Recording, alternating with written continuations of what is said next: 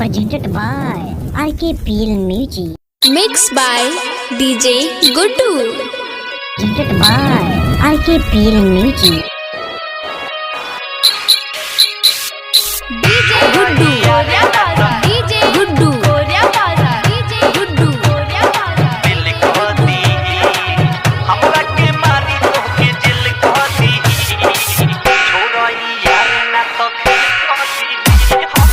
छोड़ई यार ना तो खिल को दी जानी भतारे तो बिल को दी हमरा के मारी तो के दिल को दी छोड़ई यार ना तो खिल को दी छोड़ई यार ना तो खिल को दी जानी भतारे तो बिल को दी हमरा के मारी तो के दिल को दी छोड़ई यार ना तो खिल को दी छोड़ई यार ना तो खिल को दी जानी भतारे तो बिल को दी DJ Guddu.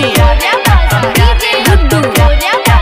Presented by RKPL Music. जानी भतारे तो बिल को दी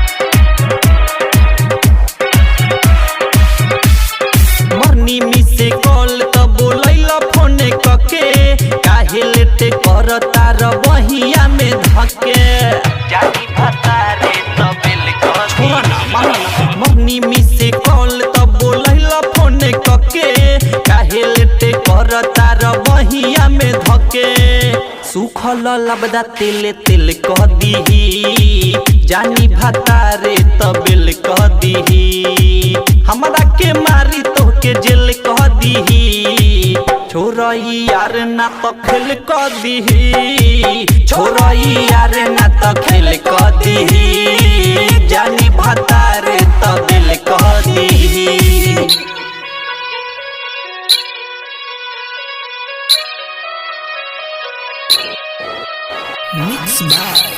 DJ Guddu.